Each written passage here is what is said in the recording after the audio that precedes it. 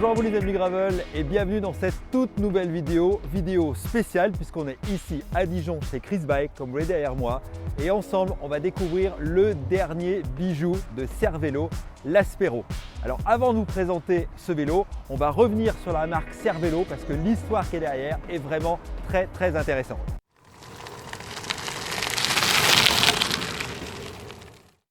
Alors Cervélo, ça commence en 1995 avec l'association de deux ingénieurs. D'un côté, on a Phil White qui est canadien et de l'autre côté, on a Gerard Vroomen qui est néerlandais. Ils sont tous les deux à Toronto, sont vraiment des ingénieurs et ils ont l'idée ensemble de s'associer pour créer à l'époque ni plus ni moins que le vélo le plus rapide du monde. Alors sur cette base, ils vont réussir à designer un vélo absolument exceptionnel, mais malheureusement lorsqu'ils vont le présenter aux marques, notamment aux marques italiennes, le vélo est trop typé pour l'époque. Je rappelle, on est en 1995, c'est le début du carbone monocoque avec une géométrie très particulière. Personne n'en veut. Dès lors, ils décident de s'associer pour fonder leur propre marque, Cervélo. Alors quand j'ai dit à mon épouse que j'allais tester un vélo Cervélo, elle m'a dit mais c'est quoi ce nom de marque? Cervélo en fait, c'est la contraction de deux mots. Du mot italien cervello qui veut dire cervelle et le mot français vélo. On a donc vraiment ici un vélo de cerveau. On dit souvent que Cervélo, ce sont des vélos d'ingénieurs. Et c'est vrai que parce qu'ils ont énormément travaillé pour améliorer chaque point, à la fois dans la conception d'ingénierie du vélo, dans le travail des fibres de carbone. Et aujourd'hui, ils ont développé une gamme extrêmement large. Alors Cervélo s'est imposé particulièrement grâce aux gains qu'ils ont pu apporter en termes d'aérodynamisme et de watts dans le contre-la-montre et particulièrement dans le triathlon. Alors je ne suis pas un expert du triathlon, une époque on voyait énormément de vélos Cervélo, je ne sais pas si c'est encore le cas aujourd'hui. Dites-moi dans les commentaires pour ceux qui connaissent bien le triathlon si la marque Cervélo est encore extrêmement présente. En 2012, ils ont revendu la boîte qui appartient maintenant au même groupe que Santa Cruz. Mais l'ingénieur Gerard Vroomen a continué à développer. C'est lui d'ailleurs qui a développé notamment la marque Open, très connue en gravel avec l'Open Up. Avec cette particularité, c'est lui qui a inventé la base arrière droite décalée qui permettait de mettre des gros pneus sans élargir le Q-Factor. Donc ça, c'était une vraie innovation qu'il a reproduit ensuite sur le 3T avec lequel je le roule. Et puis la base décalée a été reprise par de nombreuses marques ensuite car c'est le meilleur moyen d'avoir des bases courtes et de mettre des gros pneus en gravel, notamment des roues de 650B. Alors, il est revenu également pour travailler donc sur cette Aspero, qui est un vélo exceptionnel en termes à la fois de design, d'équipement et de matériel. On va passer en revue, puis ensuite, on va aller sur les routes le tester ensemble. Je vous présente maintenant le vélo. Partons du cadre, on a un cadre carbone bien évidemment chez Cervélo en haut module avec un boîtier de pédalier surdimensionné, des haubans arrière très fins, une base arrière droite légèrement décalée, je vous l'ai expliqué tout à l'heure pourquoi.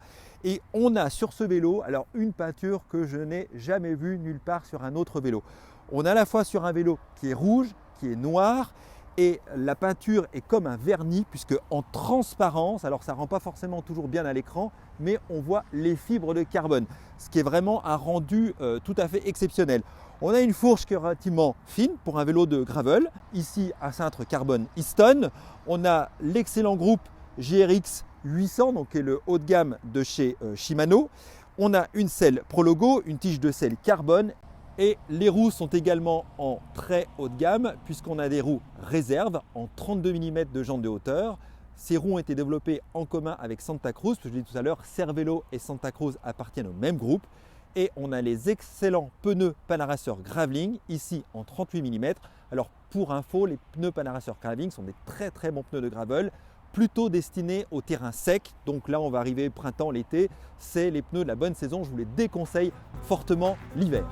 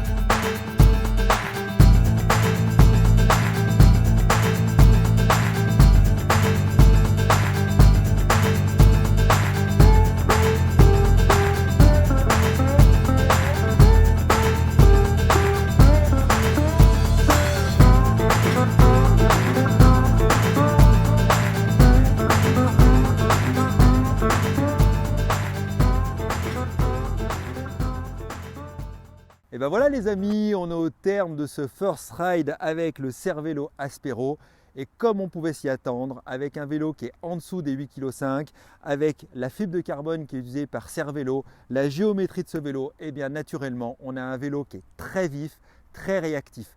Chaque coup de pédale transfère le niveau d'énergie de manière instantanée, chaque watt est immédiatement restitué et le vélo envoie du feu de Dieu. Alors pour tous les pratiquants d'un gravel cyclosportif, il y a vraiment de quoi vous faire plaisir. Et en même temps, et ça c'est très important à souligner parce que Cervélo avait la réputation en route de faire des vélos quand même très rigides et pas très confort. Là, eh bien, on a la bonne synthèse des deux, un vélo qui est hyper performant et d'un autre côté hyper confortable grâce au traitement et des carbones et la manière dont les bases arrière ont été traitées. En plus, les roues carbone réserve, c'est la première fois que je roulais avec, elles sont super légères, elles sont hyper réactives et ça c'est très agréable et puis bien servi par les pneus Panaracer Gravelink comme je l'avais dit. Donc un premier bilan ultra positif. Ce vélo est forcément destiné à tous les pratiquants à la fois route qui ont envie d'avoir un gravel performant et de retrouver les codes de la route parce que dans sa géométrie, il s'apparente plus, je dirais, à un vélo de route qu'à les géométries un peu type VTT comme on peut voir sur certains gravels maintenant. Donc celui qui vient de la route va vraiment trouver ses repères, notamment, je vous dis, pour un usage plutôt cyclosportif. Quant à moi, je vous dis à très bientôt dans une prochaine vidéo. Pensez à lâcher un petit pouce bleu, ça flatte toujours l'algorithme de YouTube. Pensez à laisser des commentaires et on se dit à très bientôt. Ciao, ciao.